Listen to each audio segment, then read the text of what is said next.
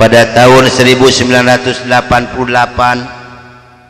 saya ditugaskan oleh Yayasan Gereja untuk menghancurkan Islam di Jakarta di Kampung Prapanca yang di depannya ada makam Ade Irma Suryani Nasution. Dulu yang mengambil gelar doktor teologi yang diwisuda di Boston Amerika ini dari Indonesia ini hanya 3 orang. Yang pertama adalah saya, yang kedua Dr. Cornelis yang menembak kaki dan dada saya, yang ketiga Dr. Johan yang memukuli saya pakai besi panas dan kursi rotan sehingga tulang punggung saya 13 yang patah untuk mengenal Islam. Kebetulan di Indonesia ini saya ditunjuk sebagai ketua misionaris internasional dalam dan luar negeri. Saya memegang wilayah Jawa Barat. Yang pertama di Sukabumi di Cikembar di belakang 310. Yang kedua di Majalengka di Pasir Malati. Dulu waktu bupatinya si Jaelani. Dulu saya membuat sekolah Alkitab yang terbesar itu di Talaga, tapi ditolak ke masyarakat. Dipalingan besi-besina sehingga si Jaelani ini bupati ini dipanggil oleh besan saya si Murdani. Saya harus memberikan uang 115 juta. Diberikanlah oleh saya ke Jaelani, maka diberikan izin yaitu di Pasir Malati. Uninga Bapak Pasir Malati nu kahandap. Nah, itu rumah sakit laras Pak. Yang ke bawah itu kebanyakan datangnya dari NTT. Si Apin betul Pak. Betul si Apin. Datangnya kebanyakan dari itu, sayalah Pak yang membuatnya.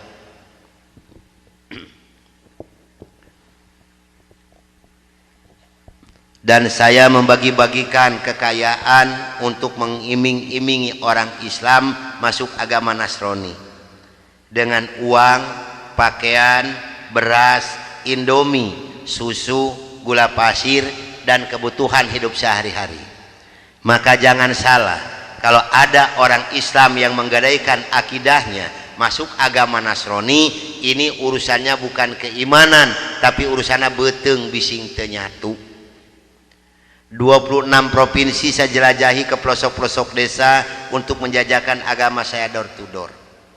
Dulu tugas saya untuk menghancurkan Islam yang pertama adalah Pulau Jawa, Jawa Barat, Jawa Tengah, Jawa Timur. Yang kedua Kalimantan, yang ketiga Pulau Sumatera, yang keempat Sulawesi. Yang paling harus hancur oleh Nasrani yang dibina di Amerika ini, yang dikasih tanda merah adalah Jawa Barat. Kenapa Jawa Barat yang harus hancur pertama? Karena Jawa Barat adalah basis pasan. Mangga ibu serang bapak milarian ke Jawa, ke Sumatera, ke mana ayah henteu pasantren juga di Jawa Barat. Mual ayah di Jawa Barat ke gunung-gunung, ke leuweung tos seueur pasantren, betul. Di Jawa aya ge ararageng, jeung orang Jawa mah gado-gado. Sakeluarga agamana 4 macem. Karena orang Jawa mah tos ditipu kayak dengan Nasrani, diolo akidahna nyata ku kiju jeung roti. Maka orang Jawa diberikan hadiah oleh Belanda satu negara, yaitu negara Suriname. Itu orang Jawa sadar termasuk kulit turunan orang Solo. Itu hadiah dari Belanda. Begitu saya punya tugas menghancurkan Islam di Jakarta, terbentuklah satu rombongan 15 orang, termasuk di dalamnya saya, Dr. Cornelis dan Dr. Johan. Berangkatlah dari Bandung jam 12 malam dengan sebuah kendaraan kijang. Yang pegang setir di sebelah kanan saya adalah Dr. Cornelis. Dulu tugasan untuk menghancurkan Islam ini, saya mohon maaf pada ibu dan bapak yang hadir malam ini, barangkali ada yang kampung halamannya saya sebut, saya mohon maaf yang sebesar-besarnya. Sayalah orangnya yang dulu pada tahun 82 mengasuhkan umat Islam, membuat gereja di Cipatujah, Tasikmalaya, di Kampung Muncang Kohok, dan di Cineam, di Kabupaten Kuningan, di Cigugur, di Cisantana dan Sukamulya. yang membuat rumah sakit Kawaluyaan dan membuat Guha Maria adalah saya. Di Kabupaten Indramayu, Kampung Eretan dan Kampung Haurgelis, di Kabupaten Ciamis, di Panawangan, di Cisuru dan di Cikupa, di Kabupaten Cianjur, di Ciranjang, Palalangon, Pasinangka, Gunung Halu, Calincing, di Kabupaten Subang, di Pamanukan, di Banten, di Malingping, di perbatasan antara Cikijing dengan Majalengka, di Kampung Subang, itu apa namanya, anu kakanan panu aya masjid itu Agung Gumelar, itu saya membuatnya Pak. Di Kabupaten Bandung, di Banjaran, di Arjasari dan di Gambung Ciwidey. Namun alhamdulillah setelah saya diberikan taufik dan hidayah oleh Allah Subhanahu wa taala, saya belajar dan kembali saya mengajar mereka agar mereka kembali ke jalan yang benar, kepada agama yang Allah ridhoi. Inna dina indallahil. Saya mohon bantuan doa dari ibu dan bapak yang hadir malam ini agar saya diberikan kekuatan oleh Allah Subhanahu wa taala. Karena yang paling sulit untuk disampaikan kembali oleh saya, maaf, 2 kabupaten. Yang pertama Kabupaten Kuningan di Cigugur, ini sekitar 45% lagi. Insya Allah tanggal 16 kalau tidak salah, sekarang ada pengajian ke sana.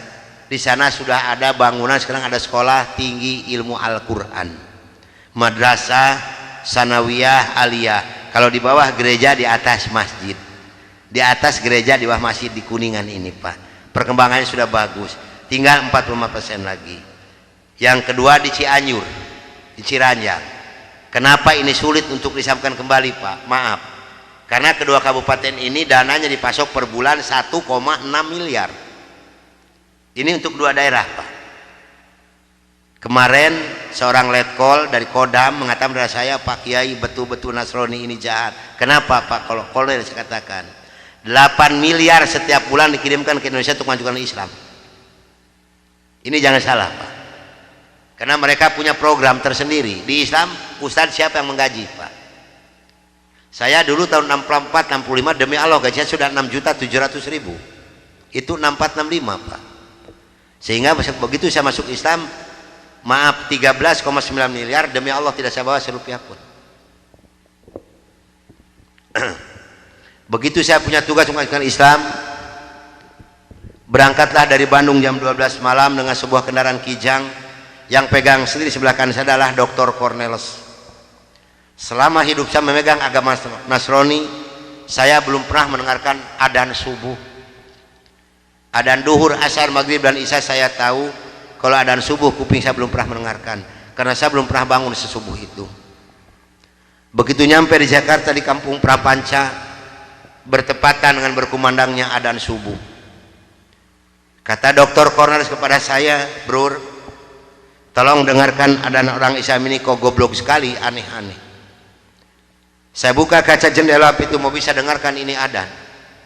Betul Bro, orang Islam ini kok adzannya aneh-aneh. Kebetulan di Jakarta, di Kampung Prapanca ini, saya mengontrak sebuah rumah yang besar khusus untuk penginjil. Yang punya rumah namanya Bapak Rosid. Beliau adalah seorang sarjana agama Islam yang mengajar sekolah dasar negeri. Kata Dr. Cornelis kepada saya, Bro, karena Bro sebagai pemimpin dan ketua kami yang berhak dan berani untuk menanyakan masalah ini, tolong besok tanyakan kalau kita sudah nyampe di rumah kontrakan. Oke, besok akan saya tanyakan. Begitu saya nyampe di rumah kontrakan, kendaraan saya masukkan ke dalam garasi dan sebagian barang-barang diturunkan. Kira-kira jam 7 pagi Pak Rosid ini keluar dari rumahnya mau mengajar, karena kebetulan rumah yang saya kontrak dengan rumah beliau bersebelahan, hanya terhalang oleh satu jalan yang kecil.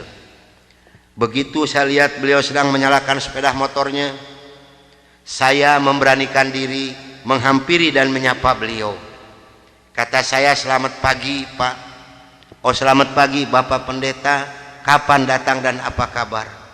Baik Pak, dan baru saja saya tiba. ngobrol punya ngobrol. Akhirnya saya memberanikan diri kepada beliau menanyakan tentang ajaran agama Islam. Pak, apakah boleh saya bertanya kepada Bapak tentang ajaran agama Islam? Dengan senyuman yang manis, muka yang cerah, beliau memberikan jawaban kepada saya.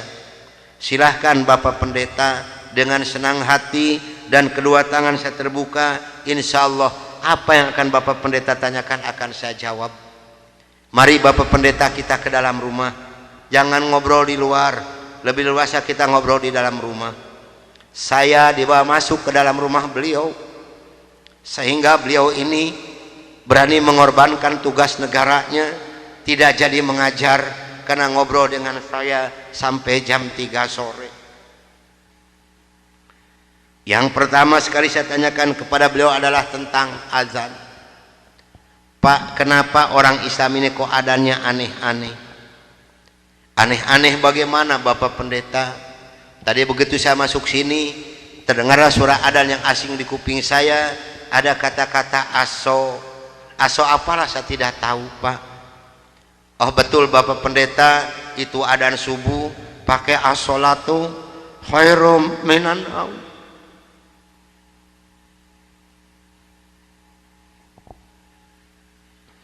Apa artinya, Pak?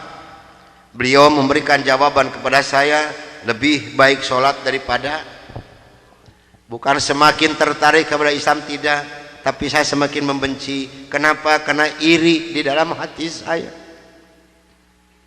Kenapa orang Islam ini berani meninggalkan tidurnya untuk melaksanakan ibadat pada Tuhannya dengan kata-kata yang ada di adzan ini? Maka timbullah kata-kata yang keluar dari mulut saya yang sangat dan sangat menyakitkan Bapak Rosi dan umat Islam yang lainnya. Kata saya, kalau begini orang Islam ini lebih goblok lagi, kapan molornya kalau sholat melulu? Dulu sebelum saya mengenal kepada Islam, banyak sekali yang beliau terangkan kepada saya tentang ajaran agama Islam, dan akhirnya beliau memberikan satu Al-Quran dengan terjemah produksi Departemen Agama. Kata beliau kepada saya, ini untuk Bapak Pendeta kalau memerlukan, tapi kalau tidak tolong kembalikan kepada saya. Saya terima ini Al-Quranul Karim. Kira-kira jam 3 lebih saya keluar dari rumah beliau, masuk rumah kontrakan saya.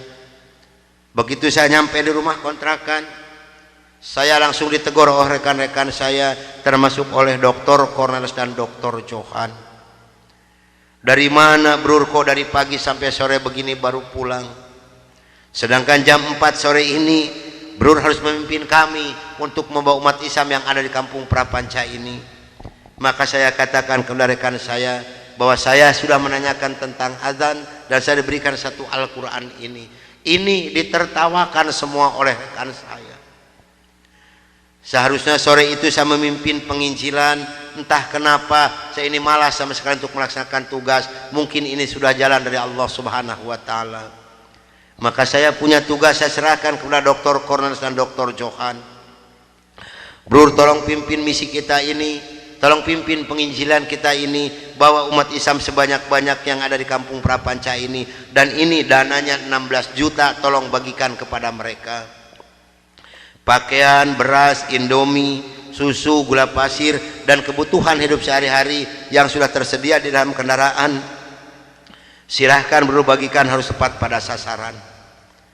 Berangkatlah rekan saya 14 ini menjajakan agama door to door dengan bermodalkan uang 16 juta, pakaian dan kebutuhan hidup sehari-hari. Saya hanya di rumah sendiri sambil melihat-lihat luarnya Al-Quran, karena saya belum hafal huruf Arab, yang saya baca hanya terjemahnya saja. Begitu saya akan membuka Al-Quran, terlebih dahulu saya berdoa dulu pada Tuhan saya yang saya yakini dulu. Bapa di dalam surga, dalam nama Tuhan Yesus Kristus, saya datang di bawah kaki-Mu Tuhan. Saya mohon petunjuk dan pertolongan daripadamu Tuhan. Tolong celikan mata hati saya dan bukakan mulut saya. Tolong celikan mata penglihatan saya dan bukakan alat pendengaran saya. Saya akan membaca kitabnya orang-orang kafir. Tapi semakin saya berdoa pada Tuhan saya,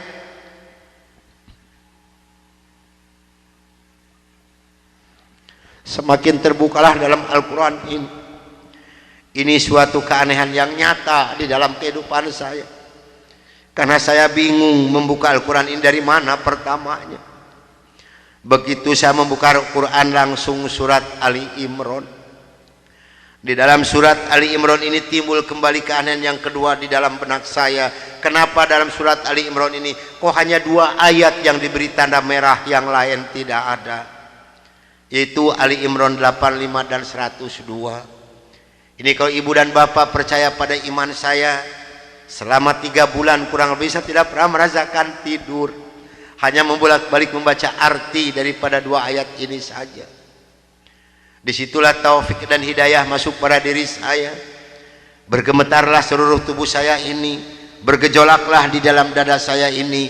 Bahkan dalam hati kecil saya mengatakan, hanya Islamlah yang benar, hanya Islam yang dapat menyelamatkan umat manusia. Maka saya harus berani mengatakan kepada rekan saya, apapun yang akan terjadi, saya siap untuk menerima risikonya. Atas bimbingan dan pelajaran dari Bapak Rosid, atas petunjuk dan petuah dari Bapak Rosid, saya memberanikan diri menghampiri rekan saya 14 yang sedang mengadakan kebaktian doa.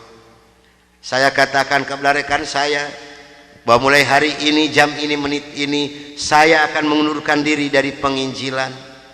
Saya akan menyerahkan sebagai ketua misionaris pada Anda semua, karena saya hari ini akan mencari agama yang baru, itu agama Islam. Karena hanya Islam yang benar, hanya Islam yang dapat menyelamatkan umat manusia. Agama yang kita pegang sama-sama tidak bisa menyelamatkan kita semua. Namun apa daya yang seterima dari mereka. Maaf, saya bukan mau dikasihan oleh ibu dan bapak, tidak. Yang mengasihani saya adalah Allah Subhanahu wa Ta'ala. Saya bukan seorang tentara, saya bukan seorang polisi, tapi merasakan panasnya peluru di kaki kiri saya dan di dada sebelah kanan saya ini. Besi yang lebarnya 6 cm yang dibakar merah membara, yang dipukulkan ke pipi saya tahan dengan tangan kiri saya. Demi Allah, besi panas nempelah di tangan kiri saya. Lalu saya ditengkurapkan, kepala saya diinjak oleh 3 orang. Tangan saya, kaki saya kiri kanan dipegang dan diikat oleh mereka. Lalu punggung saya dipukuli oleh Dr. Johan pakai kursi rotan. 13 tulang punggungnya patah untuk mengenal Islam. Kalau menurut logika manusia, saya ini harus sudah meninggal dunia. Tapi Allah Maha di atas Maha, Allah mempunyai rencana lain untuk saya. Atas izin dan karunia Allah yang diberikan kepada saya bisa lolos dari pembunuhan rekan-rekan saya.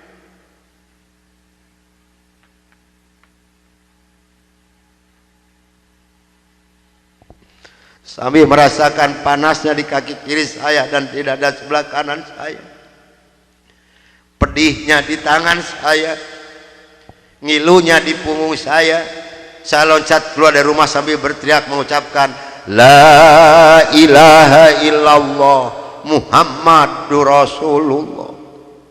Padahal ini asing di mulut saya. Belum pernah ada seorang pun yang mengajarkan kalimat thayyibah di dalam mulut saya ini. Belum pernah sekalipun saya belajar kalimat thayyibah di dalam mulut saya ini. Ini maunah yang pertama Allah berikan melalui mulut saya. Dan alhamdulillah saya mendapatkan pertolongan dari seorang cim-cim yang beragama Buddha. Saya dibawa masuk ke dalam rumah beliau. Lalu baju saya digunting karena jadi satu dengan kulit. Lalu yang bekas luka besi panas dari dikocorotin pakai kecap oleh beliau. Kaki saya ditahan pakai kayu bekas pegangan sapu, diikat pakai benang rapia. Punggung saya diikat pakai samping. Lantas saya dibawa beliau ke rumah sakit Fatmawati. Selama 3 bulan 27 hari saya berbaring di dalam rumah sakit, merasakan hancurnya tubuh saya ini, pengen mengenal Islam. Dan alhamdulillah, setelah Allah memberikan kesembuhan kepada saya, beliau pula lah yang membiayai saya. Sehingga saya kembali memohon pertolongan kepada Cim ini. Cim, tolong saya, bawa saya kemana saya harus pergi, karena saya pengen memeluk agama Islam. Dan alhamdulillah saya dibawa oleh beliau ke Cipete, ke Bapak Kiai Haji Dr. Idam Khalid, saksi yang masih hidup yang membina kesama. Yang pertama adalah Bapak Hamjahas. Maka kata beliau kepada saya, kalau Anda pengen masuk Islam yang kafah dan istiqomah, Anda jangan dulu mengenal Al-Quran, Anda jangan dulu mengenal sholat, tapi Anda harus dulu mengenal isi daripada dua kalimat syahadat yang barusan Anda ucapkan. Alhamdulillah selama 3 bulan kurang lebih saya dibina oleh beliau untuk mengartikan isi daripada dua kalimat syahadat. Barulah saya marifatullah. Disinilah nikmatnya iman dan nikmatnya ibadah yang saya rasakan sampai detik ini. Lalu saya suruh pulang dulu oleh beliau karena saya masih mempunyai keluarga, itu anak dan istri. Ternyata keluarga saya telah mendapatkan laporan dari Kansa 14 dan dari Dewan Gereja Indonesia bahwa saya telah murtad masuk agama Islam. Begitu saya nyampe di rumah saya lihat dengan mata kepala saya sendiri, pakaian saya, ijazah saya, semua dibakar oleh putri-putri saya dan istri saya di hadapan mata saya. Dan alhamdulillah saya diselamatkan dari maut yang kedua oleh Allah Subhanahu wa ta'ala. Begitu putri-putri saya menyiramkan minyak kelapa panas ke muka saya masih diselamatkan oleh Allah. Minyak kelapanya tumpah di punggung saya. Ini adalah darah daging saya sendiri yang menganiaya saya, bukan orang lain. Lalu kepala saya dilempar pakai cobek, dipukuli pakai setikasti, sampai saya diusir caci maki dengan kata-kata yang sangat keji yang keluar dari mulut darah daging saya sendiri. Nyah, engkau di hadapanku anjing, setan, babi, iblis, jangan menginjak rumah ini, haram rumah ini kau diinjak oleh setan dan iblis macam kau. Ini adalah darah daging saya sendiri, bukan orang lain. Dan alhamdulillah begitu saya meninggalkan rumah tangga saya hanya pakai pakaian satu setel yang nempel di badan saya yang penuh dengan minyak kelapa panas. Harta kekayaan yang berlimpah luah demi Allah tidak saya bawa serupiah pun, karena saya pengen masuk Islam yang kafah dan istiqomah. Saya harus samina wa atona. Jangankan harta kekayaan yang berlimpah luah, putri-putri saya pun yang 3 saya putuskan. Mulai detik ini Anda bukan darah daging saya bukan bapak Anda, dan Anda bukan putri-putri saya. Titik sampai di sini. Jangan ada lagi pertalian darah antara Anda dengan saya. Kenapa saya putuskan kepada putri-putri saya yang 3? Karena saya takut besok atau lusa saya meninggal dunia, bagaimana tanggung jawab saya di hadapan Allah Subhanahu wa ta'ala. Maka alhamdulillah sudah hampir 22 tahun lebih ini saya belum pernah dipertemukan dengan batang hidungnya.